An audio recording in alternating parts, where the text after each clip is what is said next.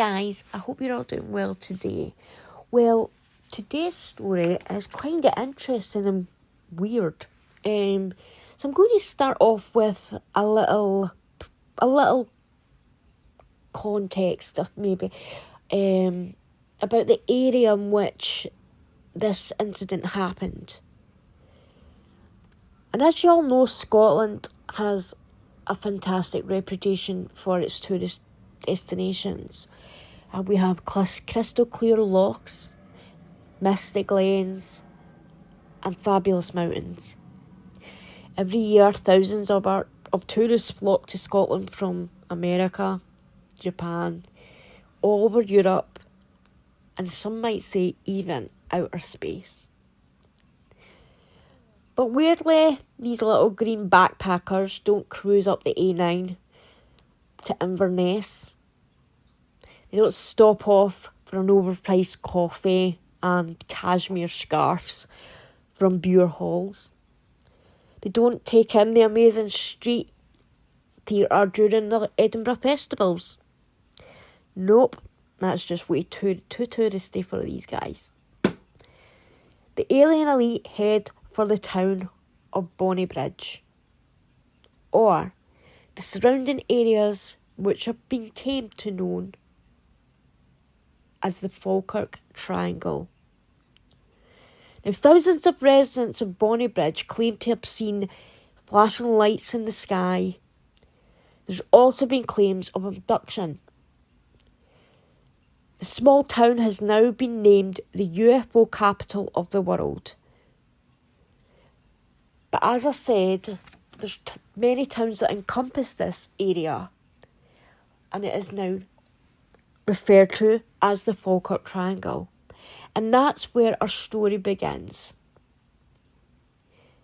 It begins on a winter morning in 1977.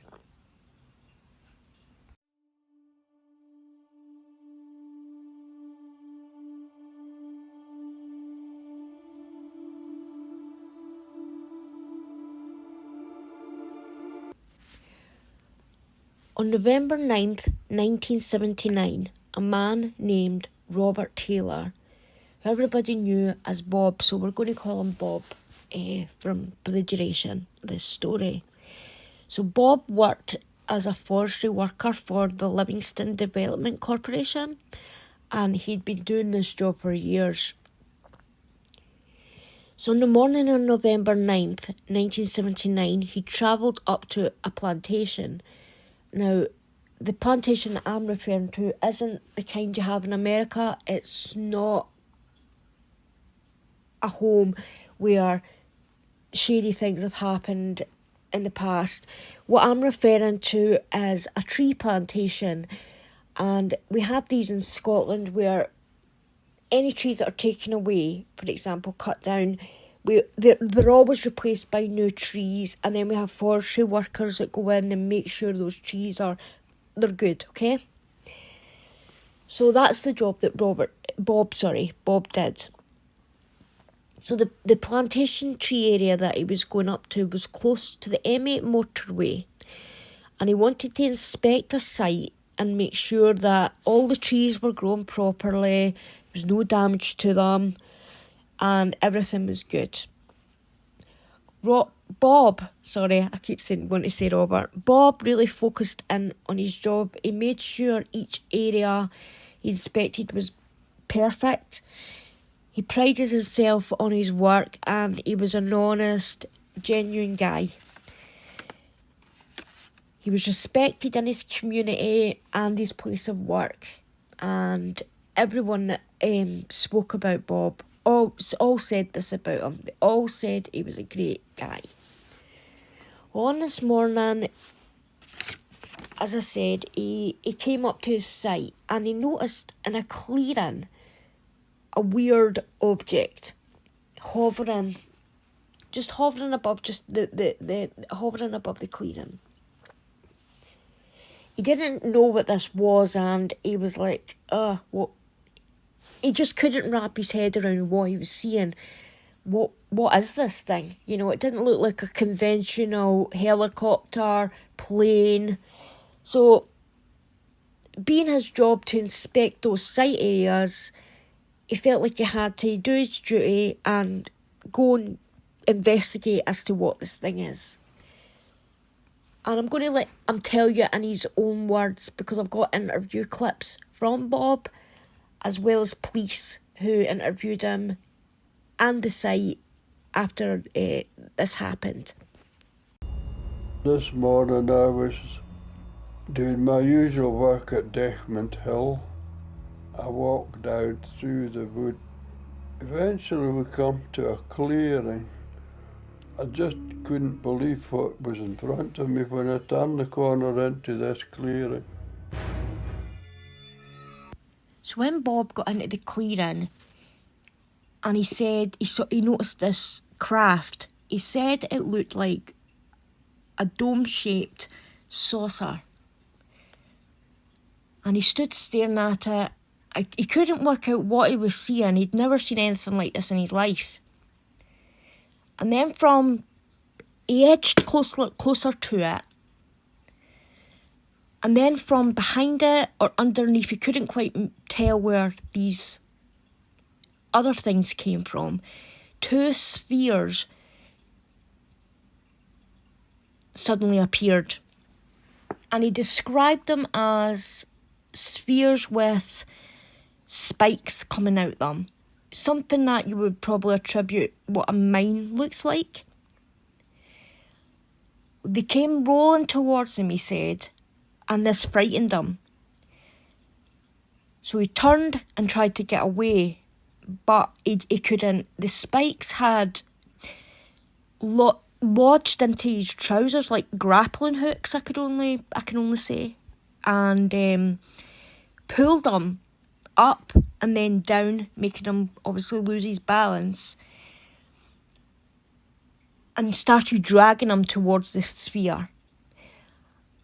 I have a police interview.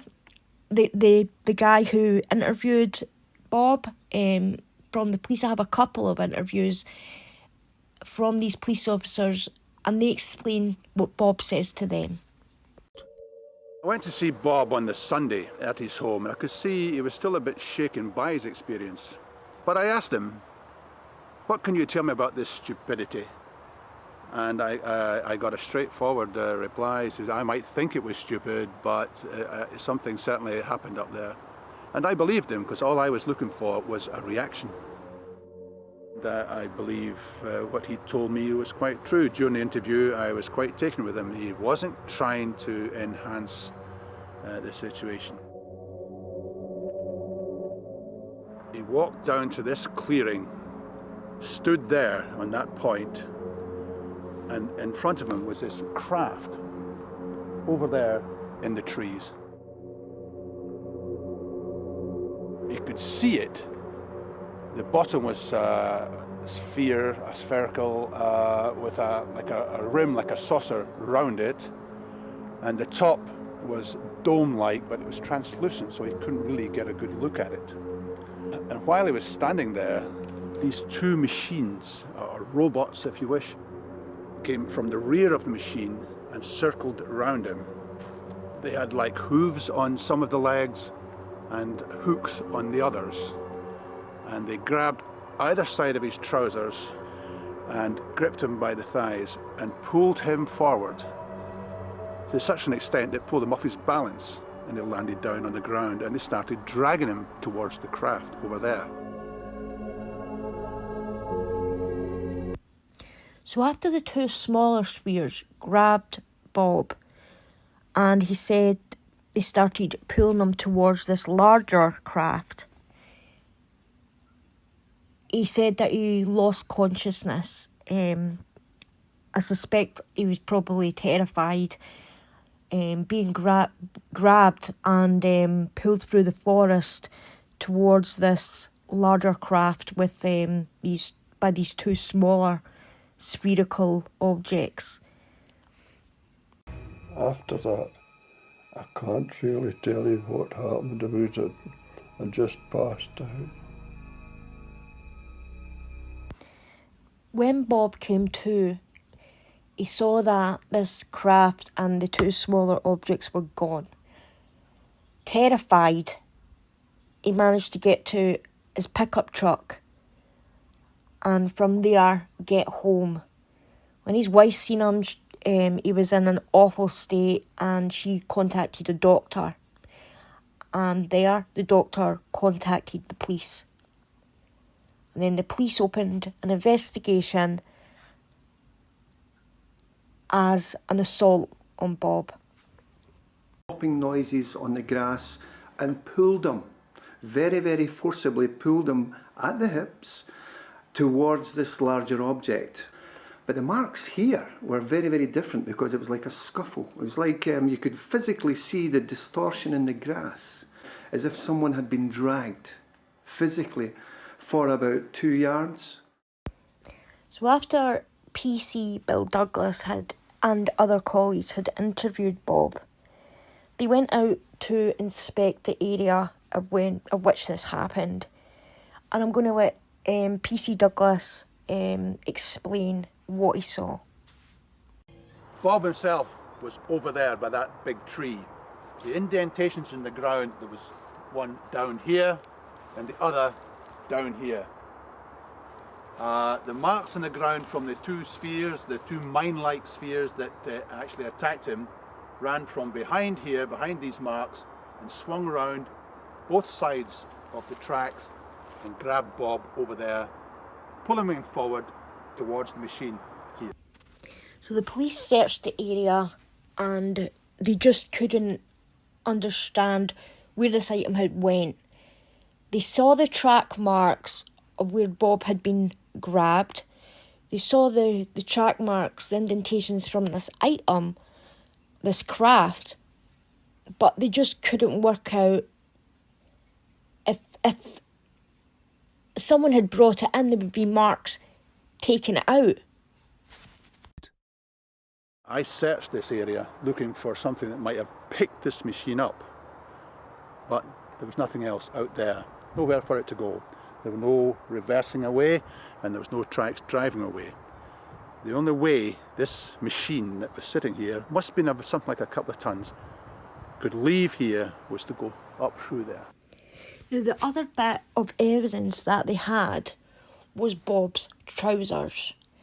On Bob's trousers, in the hip area of where he said these machines had sent these like grappling kind of hooks or whatever towards them, there were triangular kind of marks in his trousers in the exact same area as which Bob had stated this had happened.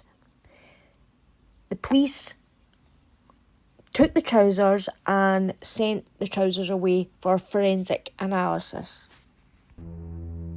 Well, after I'd finished interviewing Bob, we had some tangible evidence here regarding his clothing, which had been damaged in this assault. So I obtained the clothing from him and we sent that off to the Forensics Department in Edinburgh for examination. Pockets. This is where these spikes, these rods, were emitted and grabbed him. These rips are consistent with the testimony of Robert Taylor. The result from the Forensic Department corroborated the fact that these machines had attached themselves to Bob's trousers and had pulled him up and forward, causing the rips. Now, after the police had interviewed Bob, had inspected the scene of where this happened, sent his trousers away for analysis, and they came up with the conclusion that Bob had at least been assaulted. And this warranted more investigation, so much so that they put it to the CID department, which is a criminal investigation department.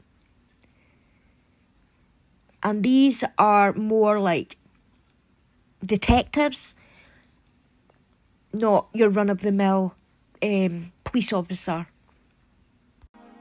The case was considered serious enough for CID to take over, so all I had to do was make out my statement and my sketch of this location here, and submit it to CID. Now, I also have an interview from one of the detectives that took over the case, and I'm going to let him explain to you what he viewed and the evidence that he saw in this case. And photographs from the site of the incident. I found Bob was an ordinary person. He was a churchgoer, he was a non-drinker. Not one person that I spoke to thought that Bob would have ever made this up. So what did you find when you got there? When I approached the scene, I saw 2 caterpillar tracks, 10 feet long, 1 foot wide, and approximately 7 feet 8 inches apart. There were approximately 40 holes into the ground. They measured approximately 3.5 inches wide and went into the ground to a depth of about 4 inches. Now, these marks just appeared. They didn't come from anywhere and didn't go anywhere. So having seen all this evidence and spoken to Bob and everybody else, what do you think happened? I have no doubt that something landed there. What it was, I have no idea. 40 years on, it's still an unsolved crime. And sadly, Robert Taylor, Bob, passed away in March 2007 at 88 years old. And I'm going to put his obituary on the screen. 40 years on, and still there's no answer as to what happened to Bob. We've had police officers say that they know that something landed there and something took off. But to what that is, they don't know. And that's the story of Bob Taylor. And in this area of these sightings, there's been hundreds of people that have seen these lights in the sky, have claimed abduction. And it's known as the UFO capital of the world now. There's got to be something going on in this area, that all these people are seeing these things, claiming abductions, and it's all happening within an area in Scotland that, if you look on the map, is like a triangle. Hence why it's now been dubbed the Falkirk Triangle, or the Scottish Bermuda Triangle. But I don't suppose we'll probably ever know what happened to Bob that day. But what I do know, what the funny thing about it is now wherever these beings came from that did this to Bob, that assaulted him, they now have a criminal record in Scotland. They can't come back to Scotland, or they're going to be facing a court trial. I don't think we'll ever see that happen, but it would be funny if it did. Well, I hope he's enjoyed this story. This isn't it's not a subscriber story as such. Someone who was involved in investigating this did get in touch with me and give me some of the details of where to start with this. But this obviously wasn't their story. This is Bob's story. And unfortunately we can't speak to him anymore. He's not here. But what a weird and interesting story to happen to someone. Anyway, I'm going to go now, guys. If you've got anything weird that's happened to you, even something that's just downright strange, be it UFOs, ghosts,